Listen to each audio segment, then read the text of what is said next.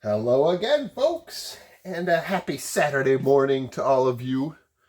If you happen to be watching this on a Tuesday, uh, give it a minute. The weekend will come for you. I am quite confident in that. But for me, it's here, and thank goodness. It's been a particularly long week at the salt mines. And so, what better time to come down here and play with some stamps? And one of the things that made this week so challenging is that projects in my line of work take forever to finish. I am working on one that has a 7-year timeline. I swear, if we could have a committee to determine who would sit on the next committee, we would. And so progress is incremental at best. And that can be frustrating. I was in a meeting this week to determine what we were going to talk about at the next meeting. I mean, it's that sort of thing. And that's one of the things I love about stamps. There you go. Warm wishes for a wonderful holiday in September. Well, that's nice. That is a very good-looking stamp. So what I was saying is what I love about stamps, one of the things I love about stamps is the instant gratification you get. You place an order, you look forward to it arriving, and it does.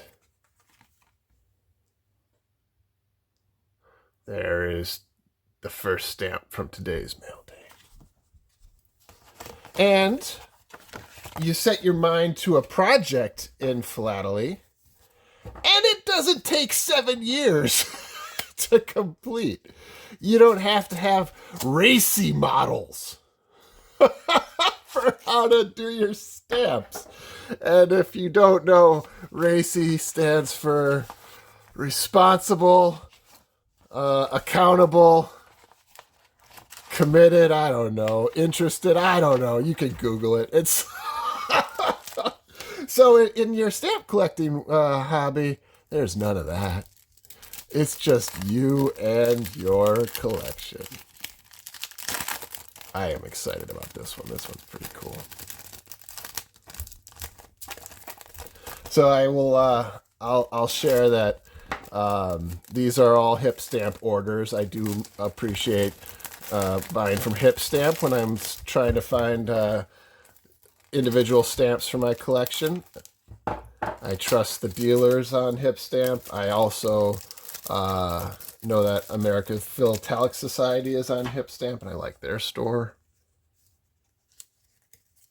But I tend to see better packaged stamps and higher quality stamps, so I usually go there for my online ordering of specific stamps. Look at that. That's so cool. That's really cool.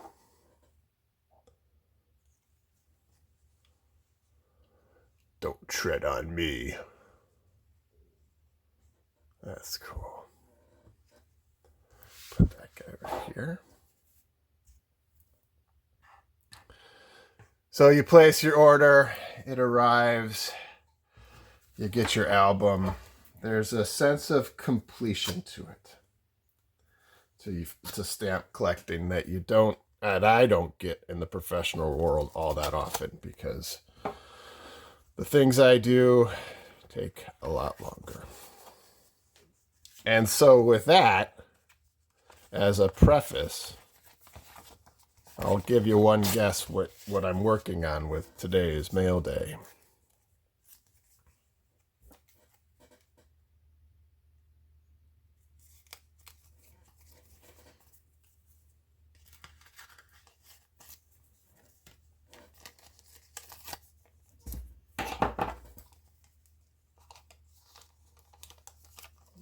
There is a nice one.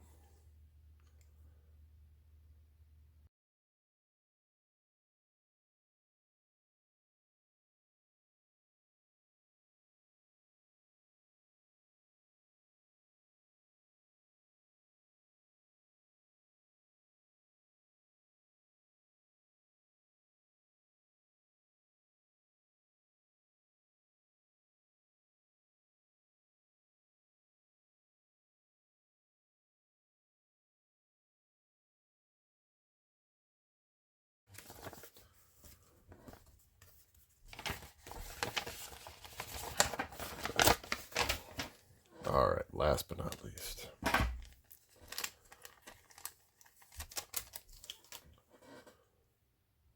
Hello, FDR. And another coil airmail. All right, there you go. So, any guesses on what these stamps have in common? Well, I'll see you after the fade. So this is my second album for United States Stamps, for the stamps from 1945 to 1969. When I started my epic quest to collect every USA stamp, with a few exceptions, I decided to start off by focusing on these years. In part, they are the most accessible. They are, and so I kind of wanted to crank them out. And when I went through my collection, I realized just how many that I had in different places that weren't Mint Never Hinged.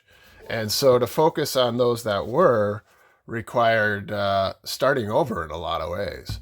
And that speaks to the rarity of Mint Never Hinged and the importance of focusing on condition as you collect.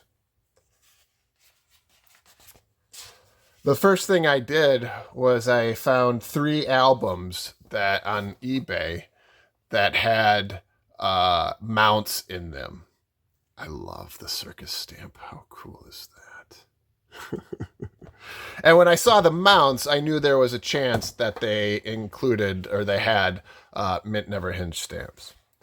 And as it turned out, I filled probably 50 to 60% of this album through that one purchase.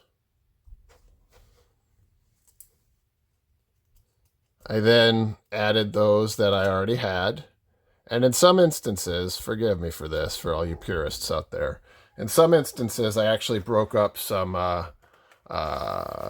plate blocks that I had to use those stamps in here.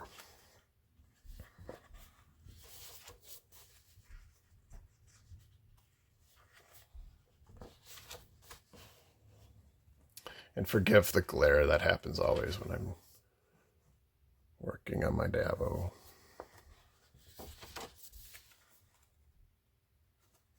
Isn't that a cool stamp? 300th anniversary of New York City with the ship and the city in the background. That's great art. And well, these stamps are just fascinating to me. The post-war years are some of the more beautiful stamps. And I really like some of the 60s and 70s stamps too. And the truth of the matter is, they're really easy to come by. A lot of kids collected stamps in the 50s and the 60s. And so you can find them pretty easily. The hardest one to find actually is this one. This is in its Mint Never Hinged condition. It is the most valuable of the regular issues between 45 and, there you go, and 69. Isn't that wonderful?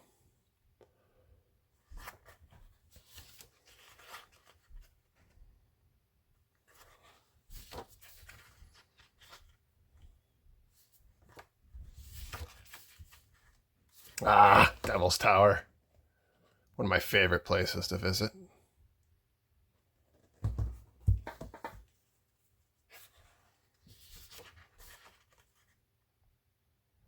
My home state stamp. Sometime I'm going to find the venue where that stamp is based. Or what that stamp is based on. I'm going to try to do that. It's a lake, and so there might be a couple of them around.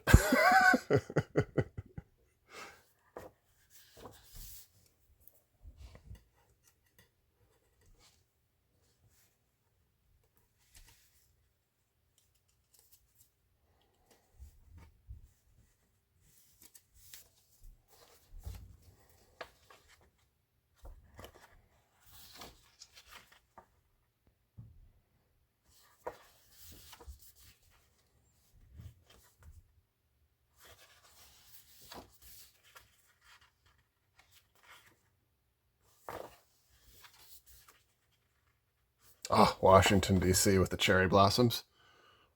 Absolutely beautiful.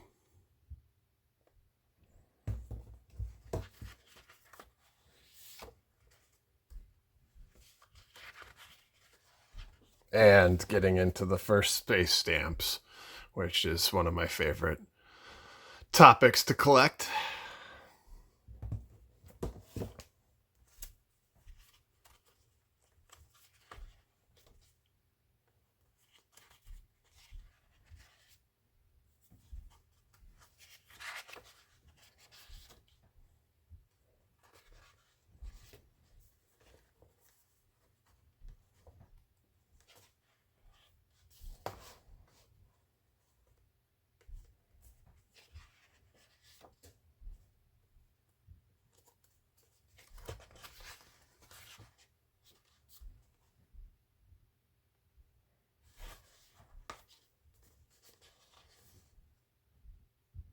There it is again. I just get a kick out of that clown. He just seems happy.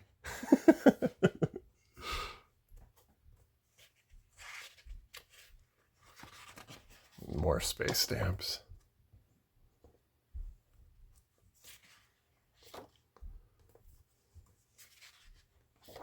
All right, here's this guy.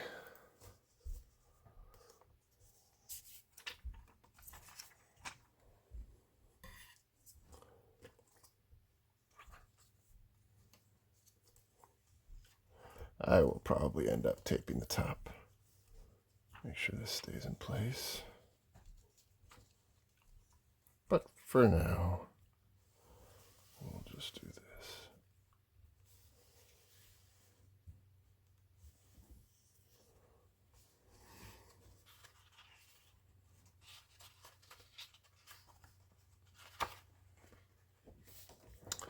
The Walt Disney stamp, I know, is a favorite for many.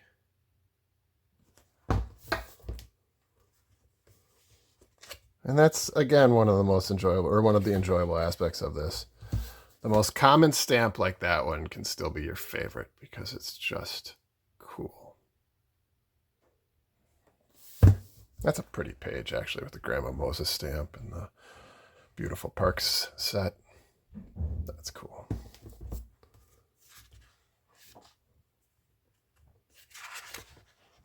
Baseball! I do love baseball. And into the airmail set. I think the 40s and 50s airmails are very, very cool.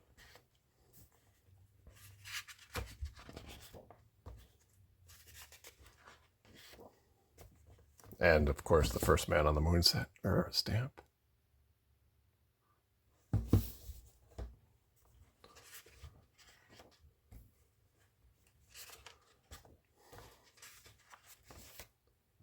And I do like putting the inlaid pages with different types of stamps, like the pears. And here we go, last but not least.